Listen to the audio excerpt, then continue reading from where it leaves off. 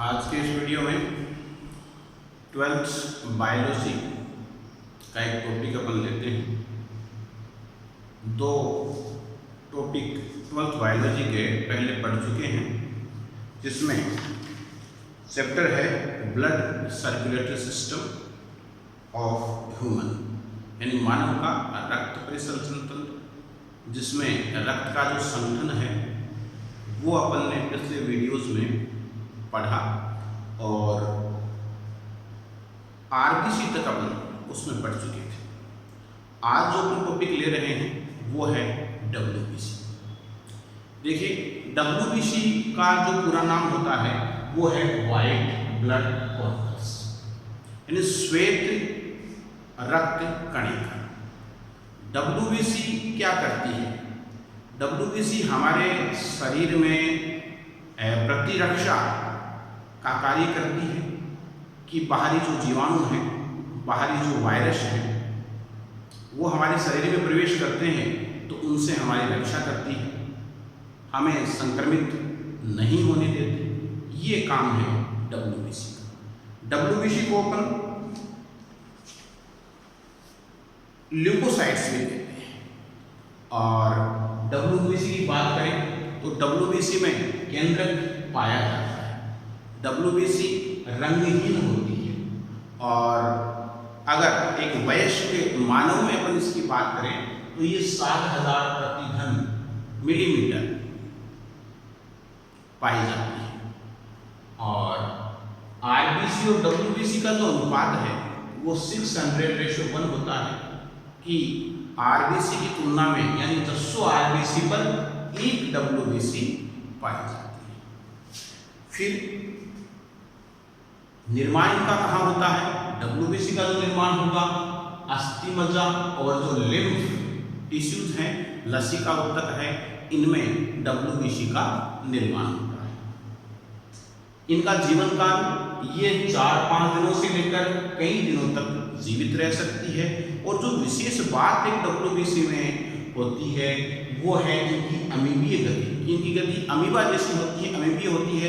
जैसे अमीबा की गति अनियमित होती है, वैसे इनकी गति भी अमीबा जैसी, तो इसे अपन अमीबीय गति कहते हैं। दो प्रकार डब्ल्यूबीसी को अपन दो भागों में, यानी दो प्रकार इनके अपन कह सकते हैं।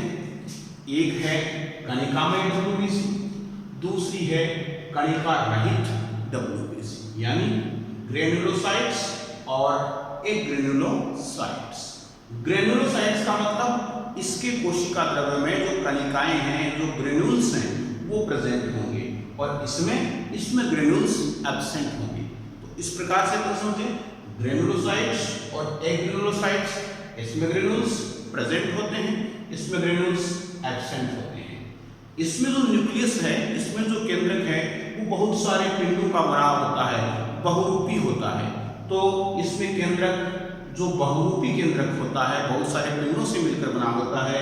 और इसमें जो केंद्रक है वो सिंगल होता है, ये एक केंद्रकीय होती है। ग्रेनुलोसाइट्स को भी अपन 3 भागों में बांट सकते हैं, स्टेन के आधार पे, अभिरंजन के आधार पे, न्यूट्रोफिल्स, इओसिनोफिल्स और बेसोफिल्स। अगर संक्षिप्त रूप में अपन समझें तो देखिए, न्यूट्रोफिल्स का मतलब ये एसिड और बेस दोनों से स्टेन हो जाएंगे और गुलाबी रंग का स्टेन ये देंगे। इओसिनोफिल्स ये केवल इओसिन एसिड से अभिरंजित होती है, वो गहरा लाल या फिर गुलाबी अभिरंजन ये देती है।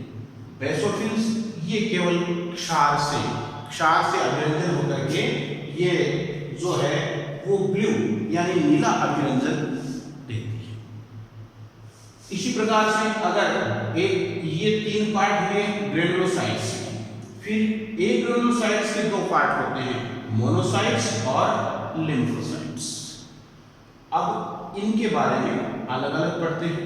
तो सबसे पहले अपने डब्ल्यूबीसी के बारे में पढ़ा कि डब्ल्यूबीसी केंद्रक वाली वो कोशिका होती है जो रक्त में पाई जाती है। आरबीसी और डब्ल्यूबीसी का अनुपात 600:1 होता है। ये रंगहीन होती है, इनकी गति अमीबीय होती है और विशेष शरीर को प्रतिरक्षा प्रदान करना इनका कार्य होता है। उसके बाद अपन देखें कि ग्रेनुलोसाइट्स को पढ़े हमने, उसके 3 पार्ट्स पढ़े। पहला न्यूट्रोफिल। तो देखिए न्यूट्रोफिल के बारे में समझते हैं। न्यूट्रोफिल का मतलब एसिड और बेस ये दोनों से स्टेन हो जाती है। उदासीन न्यूट्रल इसलिए कहते हैं इनको कि ये एसिड और बेस दोनों से इनका स्टेन हो जाता है। और इनके केंद्रक में 2 से लेकर 7 तक पिंड पाए जाते हैं। और इनके जो कण होते हैं कोशिका में वो सूक्ष्म होते हैं और वो सूक्ष्म कण एसिड और बेस दोनों से अभिरंजित हो जाते हैं। और ये कई बार कोशिकाओं को पार कर जाती है, कोशिकाओं में एंटर हो जाती है। उस चीज को अपन कहते हैं कोशिका अपहरण या डायपेटिसिस। उस चीज को अपन कहते हैं डायपेटिसिस या फिर कोशिका अपहरण। ये टोटल WBC का 62% होती है, 62% ये कुल WBC का होती है। फिर इसका जो दूसरा पार्ट है इओसिनोफिल। ग्रेनुलोसाइट्स के पार्ट हम पढ़ रहे हैं। पहला न्यूट्रोफिल, दूसरा इओसिनोफिल। तो ये केवल एसिड से स्टेन होती है और वो भी पिंक या गहरी लाल, रेड और पिंक। इनमें जो न्यूक्लियस होता है वो 2 से 7 न होकर के द्विपिंडीय केंद्रक होता है और इनके कण भी सूक्ष्म नहीं होकर के समान आकार के कण होते हैं। जैसे ये 62% थे न्यूट्रोफिल, वैसे इओसिनोफिल टोटल WBC का 2.5% होते हैं। विशेषकर एलर्जी टाइम या कोई परजीवी आक्रमण शरीर पे होता है उस समय इओसिनोफिल की संख्या होती है वो बढ़ जाती है और ये एंटीहिस्टामिनिक भी होते हैं। अगला इसका पार्ट है बेसोफिल। बेसो मतलब बेस, क्षार से। तो इनका अभिरंजन क्षार से होता है और इनके जो कण होते हैं वो विभिन्न आकार के होते हैं, अलग अलग आकार के होते हैं। 2 से लेके 3 लोब्स में इनका न्यूक्लियस पाया जाता है, यानी द्विपिंडीय 2 से 3 पिंडों में इनका केंद्रक पाया जाता है। ये हिस्टामिन या हिपेरिन उत्पन्न करते हैं और टोटल WBC का 0.5% ये होते हैं। तो ये तीनों पार्ट इओसिनोफिल, न्यूट्रोफिल और बेसोफिल ये थे WBC के पार्ट। अब ग्रेनुलोसाइट्स WBC के पार्ट। अब अपन पढ़ते हैं एक ग्रेनुलोसाइट्स WBC के पार्ट जो कणिका रहित श्वेताणु होते हैं। तो वो हैं मोनोसाइट्स और लिम्फोसाइट्स। देखिए मोनोसाइट्स की अपन बात करें तो जो 12 से 15 μm आकार की होती हैं और इनका केंद्र भी सेम के बीच के आकार का होता है। ये ब्लड से कई बार टिश्यू में भी चली जाती है, ऊतकों में भी चली जाती है। उस समय इनको कहते हैं अपन मैक्रोफेज यानी वृत्त भक्षाणु। यानी ये ब्लड से टिश्यू में जाकर के भी जीवाणुओं को मार देती है, इसलिए इसको अपन कहते हैं मैक्रोफेज। उस समय इनका आकार भी बढ़ जाता है, वो 12 से 15 नहीं होकर के 80 μm हो जाता है। टोटल WBC का ये 5% होती है। और न्यूट्रोफिल और मैक्रोफेज ये दोनों मिलकर के ही हमारे शरीर की जो इम्यूनिटी की है वो फर्स्ट लाइन यही बनाती है। मेन जो रीड है ये दोनों ही बनाती है। फिर लिम्फोसाइट्स की बात करें तो इनका केंद्रक अंडाकार होता है।